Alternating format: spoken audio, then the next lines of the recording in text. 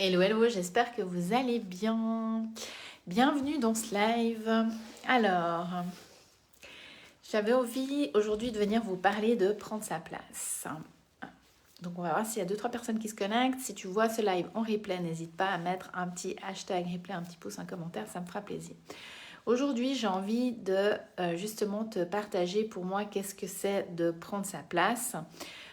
Étant donné que ça fait partie d'un de mes piliers pour les bâtisseuses de demain, pour la business school qui arrive, qui est en lancement et qui va débuter au mois d'avril, après Pâques. Je te reparlerai à la fin de ce live, mais j'avais envie de clarifier en fait pour moi qu'est-ce que c'est, qu'est-ce que ça veut dire pour moi, hein, Sandrine, qu'est-ce que c'est prendre sa place. Parce qu'on est toutes différentes, on a toutes des filtres qui sont différents, on a tous des vécus aussi qui sont différents, et prendre sa place, ça veut peut-être pas dire la même chose pour toi que pour moi. Donc moi j'avais envie de te partager un petit peu ce que c'était prendre sa place pour moi, et comment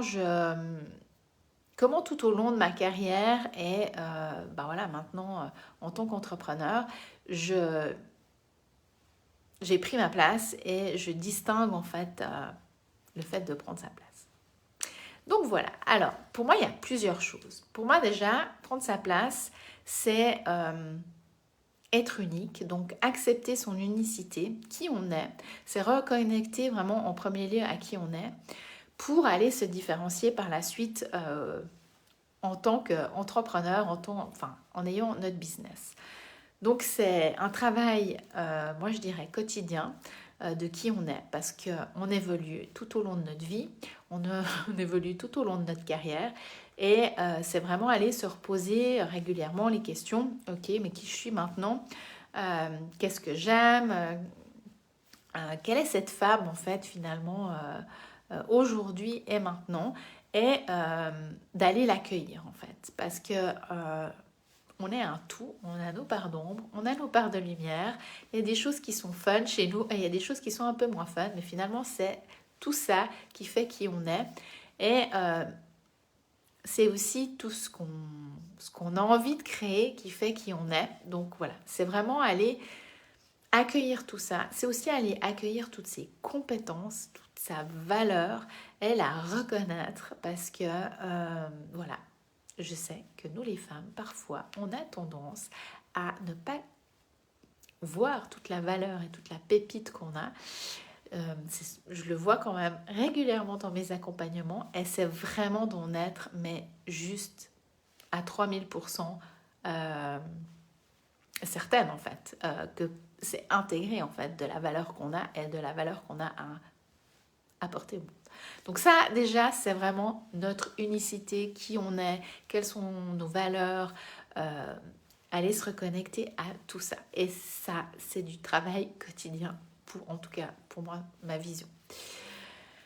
Donc ça c'est la première chose. La deuxième chose, c'est pas rentrer dans un moule. Donc justement en ayant assis en fait nos fondations de qui on est en tant qu'humain, ça va nous aider à ne pas rentrer facilement dans un moule. Parce que le moule, il y en a partout. Hein. Déjà dans notre plus jeune âge, quand on va à l'école, il y a un moule. Hein. Et on est assez vite mis dans ce moule si on n'est pas sage à l'école. Moi, je le vois avec mon fils. Eh ben, ça pose vite problème. On est voilà, différent des autres. On va avoir peut-être des remarques. On va avoir une étiquette comme ça. On va nous poser une étiquette et puis voilà. Donc c'est malheureusement le cas dans beaucoup d'endroits. C'est aussi le cas dans le monde du salariat. Moi, j'ai été en multinationale. Ben là, il y a aussi un moule. Hein. Il y a des codes à finalement qu'on nous demande d'avoir. Moi, en tout cas, on me demandait d'être un peu de rentrer dans ces codes-là. Et ce qui a fait, c'est que je me suis aussi beaucoup oubliée dans ma carrière professionnelle, parce qu'on me demandait d'avoir des codes, et puis si je joignais pas ces codes, et ben c'était compliqué. Donc on a plein de moules dans la société, et l'entrepreneuriat, il y a aussi un moule. Les réseaux sociaux peuvent nous amener à venir dans un moule. Et puis, il n'y a pas que les réseaux sociaux, mais ça peut être notre vie d'entrepreneur ailleurs aussi, à de nouveau nous mettre dans des moules. Et c'est vraiment en fait en se reconnectant à qui on est et d'être en fait assez fort pour se dire non, mais moi j'ai pas envie de rentrer dans ce moule. Donc ça c'est la deuxième chose. Et puis une chose aussi que je trouve qui est importante quand on désire prendre sa place, c'est maîtriser la communication. Ça peut être plusieurs choses.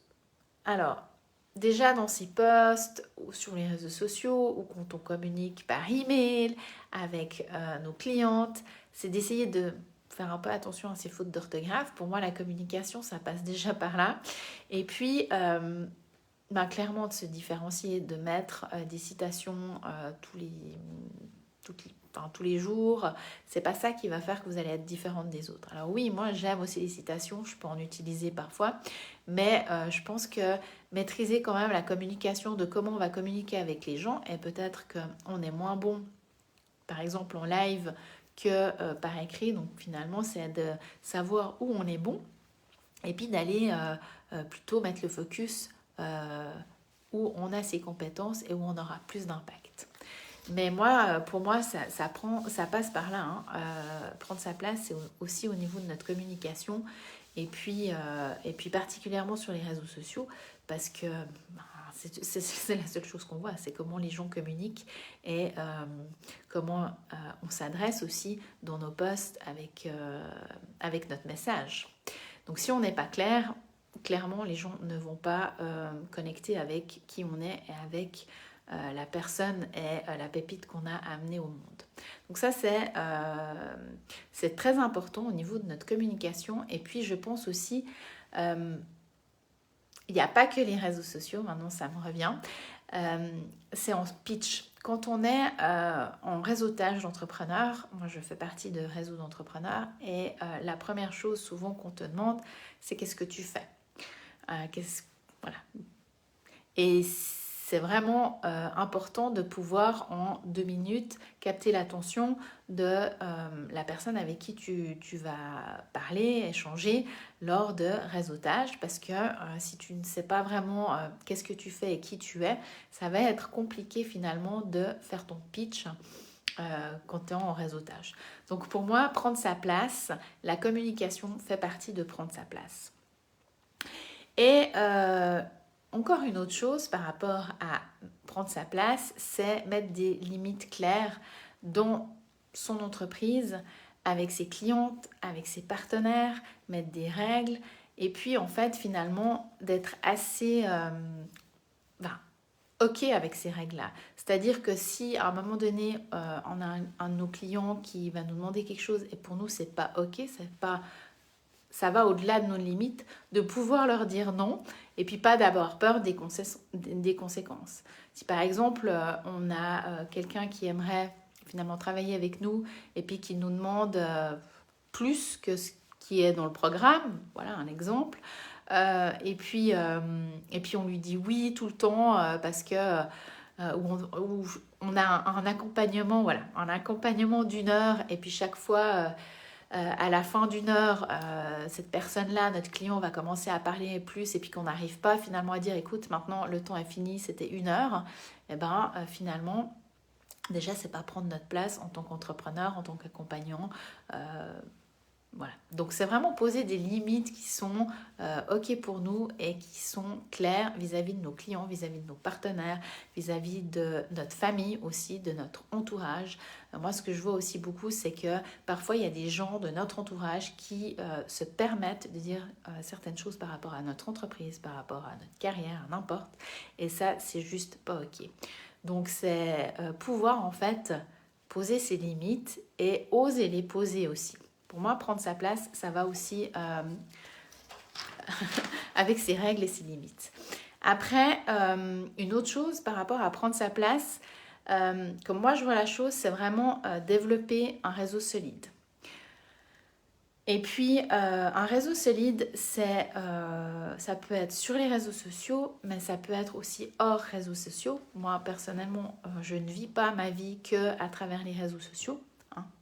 c'est développer mon entreprise aussi à l'externe des réseaux sociaux. C'est en fait comment je peux créer mon entreprise et créer un réseau solide à plusieurs endroits en fait. Et quand on a ça, bon, on prend sa place à plusieurs endroits et puis c'est comme une espèce de toile d'araignée qu'on fait. Et clairement, quand on prend sa place à plusieurs endroits, on a les champs des possibles qui s'ouvrent aussi au niveau de notre business, au niveau de nos ventes, au niveau de plein de choses. Donc c'est vraiment faire une toile d'araignée et prendre sa place à plusieurs endroits. Et ce qui est aussi important, c'est d'avoir des supporters. Un supporter, ça ne sera pas ton client. C'est quelqu'un qui, peut-être que tu connais depuis longtemps, ça peut être un ancien collègue, ça peut être un partenaire, ça peut être n'importe au niveau de ton business. Et là, c'est des gens en fait qui vont parler de toi. Et si tu as un ou deux supporters qui parlent de toi, parce que voilà, ils savent comment tu travailles, ça peut être aussi des clients, des anciennes clientes, comment tu es en tant qu'accompagnant ou enfin, n'importe l'entreprise que tu as, ben finalement, ils vont être là pour t'accompagner et t'aider. Et en entreprise, si tu es salarié et que tu désires aussi développer et prendre ta place en entreprise, c'est exactement pareil. Tu as un supporter. Ben, généralement, c'est beaucoup plus facile de faire carrière. Donc, c'est vraiment ces choses-là à développer. Et puis, si tu désires prendre ta place aussi, pour moi, ce qui est important, c'est d'avoir une vision claire et de la communiquer, ta vision, avec ta communauté, si tu es sur les réseaux sociaux, ou avec tes clientes, à travers peut-être ta newsletter, ou enfin voilà, d'une manière qui est alignée à toi. Mais si tu n'as pas de vision claire de où tu vas, à un moment donné, les gens ils vont aussi perdre. Ils vont te perdre en cours de route et puis ils ne sauront pas où tu vas. Et ça fait un peu impression girouette comme ça. Et je pense que d'avoir une vision claire sur le long terme, alors c'est clair que moi j'ai posé ma vision sur 20 ans. Mais c'est plus facile de poser ta vision sur les 2 prochaines années que sur 20 ans, on est d'accord. Mais tu peux quand même avoir en tout cas des bonnes idées, je dirais. Enfin voilà, je sais que c'est plus facile pour certaines personnes que pour d'autres. Moi, c'est quelque chose qui est hyper facile. Mais d'avoir sa vision claire, ça aide à déjà se diriger, à prendre sa place parce que tu vas communiquer, en fait, tu sauras exactement où tu vas. Et puis voilà. Une autre chose, pour moi, prendre sa place, c'est innover. C'est faire des choses qui sont différentes des autres, de tes concurrents. Alors, c'est pas toujours facile, on est d'accord, mais d'essayer, de tester, d'innover. Voilà, je pense que prendre sa place, c'est aussi innover, peut-être dans ta manière d'être, dans ta manière de communiquer. Et puis si tu vois que ça marche pas, ben, peut-être te faire d'une autre manière. Ça peut être innover au niveau de tes programmes, ça peut être innover au niveau des relations que tu désires créer. Voilà, ça peut être plein de choses, mais c'est innover. Parce que voilà, sans innovation, généralement, ça a de la peine une entreprise a toujours besoin d'innovation. Et nous aussi, en tant qu'humains, de faire toujours la même chose tous les jours, c'est un peu, ça peut vite devenir lourd en fait. Donc pour moi, l'innovation fait partie aussi de prendre sa place. Et une chose, il y a encore 2 choses que je voulais vous partager aujourd'hui, c'est la sécurité intérieure. Prendre sa place, ça demande beaucoup de sécurité intérieure parce qu'à un moment donné, que tu aies des likes, que tu aies des gens qui sont dans tes lives, que tu aies des clients, que tu aies un chiffre d'affaires que tu désires, c'est peut-être pas toujours comme... Enfin, c'est pas... Au début, c'est pas forcément comme tu le désirais peut-être. Et en fait, c'est d'être assez sûr et assez sûr de tes compétences, assez sûr de qui tu es pour finalement oser prendre ta place, même si tu n'as pas forcément les objectifs que tu t'étais fixés, et de continuer en fait. Parce que plus tu vas prendre ta place, plus tu vas avoir finalement le retour sur investissement, comme j'ai envie de dire. Donc, de se cacher ou de ne pas oser faire les choses, ou ne pas sortir de ta zone de confort, de ne pas passer à l'action, finalement, c'est pas comme ça que tu vas avoir des clientes, c'est pas comme ça que tu vas avoir du retour sur investissement. Donc c'est vraiment oser. Et puis pour ça, pour oser, c'est quand même avoir une certaine sécurité intérieure par rapport aux croyances que tu peux avoir vis-à-vis de l'argent, du succès, de plein de choses, de la confiance en toi aussi. Donc c'est aller travailler cette sécurité intérieure pour être assez forte aussi si les gens n'apprécient pas, te font des commentaires qui sont désobligeants, et ben, de pouvoir traverser à travers tout ça. Et puis, la dernière chose, prendre sa place, c'est ne rien lâcher. C'est même si ça ne va pas comme tu as désiré, même si voilà, c'est compliqué, ou bien si tu n'as pas le moral, parce qu'on n'a pas toujours la méga pêche, et ben, à un moment donné, c'est juste te dire, ok, aujourd'hui, ça ne va pas, je reste sur mon canapé, mais voilà, si ça dure 1-2 jours, ça va, mais finalement, c'est de retrouver cette pêche-là et de ne rien lâcher, continuer à planter tes graines et à prendre ta place, t'imposer, te montrer et voilà. Donc c'était un peu ma vision de qu'est-ce que c'est prendre sa place. Comme je l'ai dit au début de ce live, on a tous une vision qui est différente. Donc voilà, c'est ma vision à moi et c'est ce que j'ai envie de t'apporter dans la Business School des bâtisseuses de demain. C'est vraiment en fait ces deux aspects-là. Donc c'est ton aspect business. Donc comme j'ai dit, si tu n'as pas de vision, c'est compliqué finalement de aussi communiquer, de prendre ta place. Donc ces deux éléments-là, c'est ta posture en tant qu'entrepreneur pour avoir de l'impact, pour prendre ta place, pour oser faire des choses différentes. Et le deuxième pilier, c'est vraiment les fondations de ton entreprise, où là, on va aller travailler sur les fondations de ton entreprise pour qu'elles soient là pour te soutenir dans ton évolution et que tu puisses finalement avoir une entreprise qui est pérenne dans le temps et avoir tout ce que tu désires au niveau de ton entreprise. On a tous des désirs différents. Et pour moi, ça, c'est aussi quelque chose qui est important de le dire. Je pense que on a des désirs au niveau de nos chiffres d'affaires différents. On a des désirs aussi au niveau de prendre notre place qui est différent. Il y a des personnes qui n'ont pas envie d'être sur les réseaux sociaux et qui ont un business qui marche à fond. Et il y a des personnes qui ont envie d'avoir un business en ligne. On a tous envie de différence finalement. Et puis c'est ok. Et je pense qu'on peut prendre notre place partout, à plein d'endroits différents. Et voilà. Donc si tu vois ce live, que ça t'appelle de faire partie de la Business School des bâtisseuses de demain, sache que le bonus offert, il est jusqu'à dimanche soir. Donc, si tu as envie de ce bonus offert, je te laisse me contacter en message privé.